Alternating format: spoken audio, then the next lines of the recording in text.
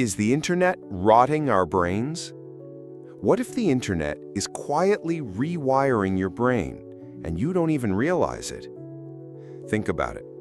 Every scroll, every click, every little burst of novelty.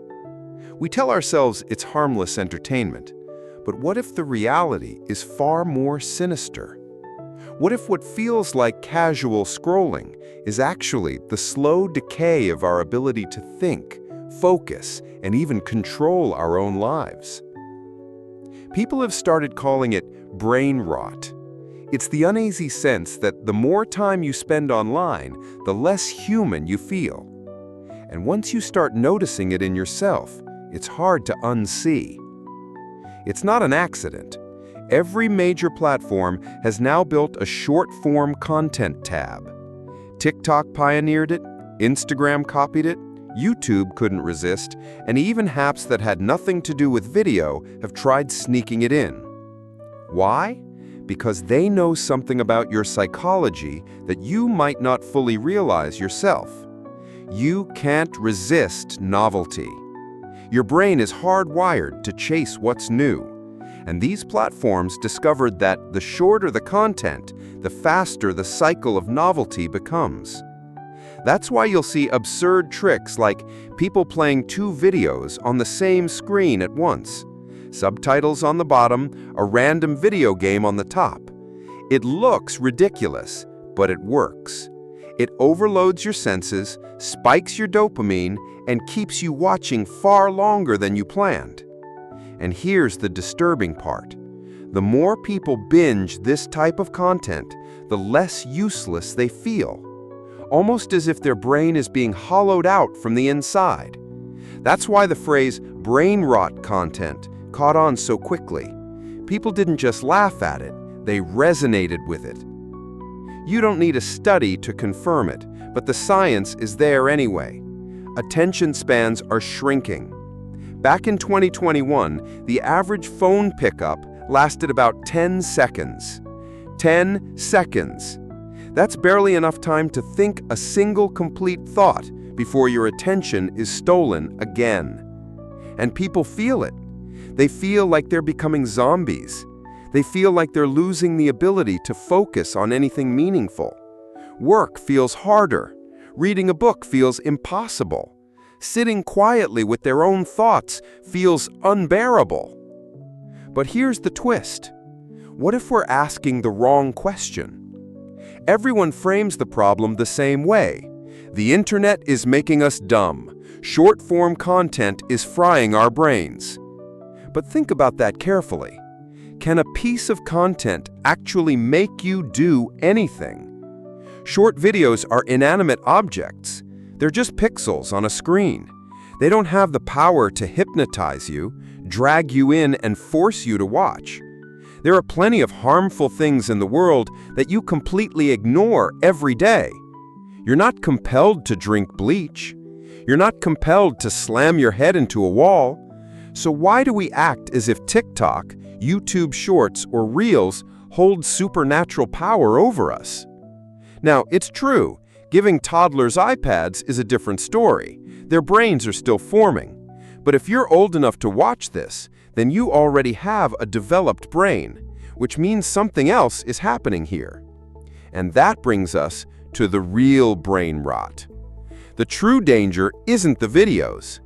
It's the belief that you don't control yourself. That's the parasite. That's the rot. This widespread idea that you're helpless in the face of your environment, that algorithms, apps, and notifications dictate your behavior, and you're just a passive victim. This mindset is poison.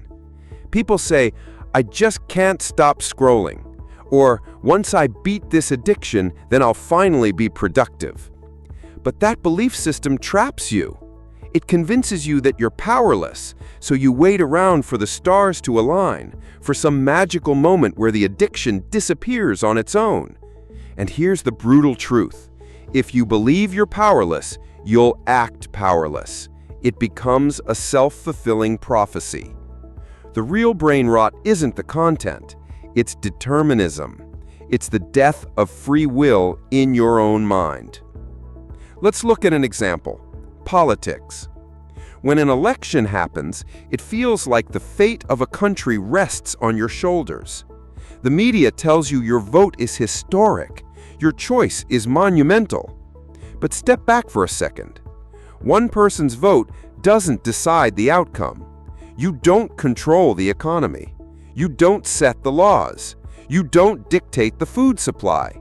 You have the illusion of control, while the actual power lies elsewhere. It's like sitting at a poker table. The dealer hands you a card. You can't control the hand you're given, but you can control how you play it. Yet most people don't focus on playing their hand well. Instead, they complain about the dealer. They waste time wishing they had a different hand, forgetting that every single round of the game is still shaped by the choices they make. Life works the same way. You can't control everything that happens to you, but you have way more control over how you respond than you've been led to believe. And that's the difference between rotting passively and taking your life back. So how do you actually fight back? How do you stop being a passenger and get back in the driver's seat of your own mind? Step 1, fix your mental posture. When you're deep in a scrolling binge, notice how your brain feels. It's leaning back, passive, waiting to be entertained. Compare that to how you feel when you're solving a problem, exercising, or creating something. That's an active, forward-leaning mental posture. The secret is to start your day with that posture. Don't roll over and open TikTok the second you wake up. Don't drown your brain in overstimulation before it's even had a chance to wake up. Start slow, coffee, quiet, maybe a notebook. Give your mind a chance to breathe, and you'll be shocked how naturally motivation kicks in. Step 2, clean your digital environment. Delete the apps you don't want to use. Not just hide them, delete them. You don't need TikTok sitting there like a slot machine in your pocket. You don't need 20 random apps sending you notifications. Go into your settings and nuke them. The only things that should be allowed to interrupt you are actual humans trying to contact you. Step 3, do things that make you present. Go to the gym, play a sport, meet up with a friend, even go for a walk. Anything that drags you back into the real physical world. Because every time you engage with reality, you remind yourself that you're not just a set of eyeballs for Silicon Valley. You're a person, a human being. And every moment you choose those things, you step out of the role of consumer and back into the role of creator of your own life. So no, the internet isn't literally melting your brain. The apps aren't some demonic force stripping away your intelligence. The real rot is the belief that you're powerless, that you're just a zombie being dragged along by the algorithm. Because the moment you accept that belief, it becomes true. But the moment you reject it, when you realize that you actually can control your actions, everything changes. The scariest part of brain rot isn't that the internet is making you dumber.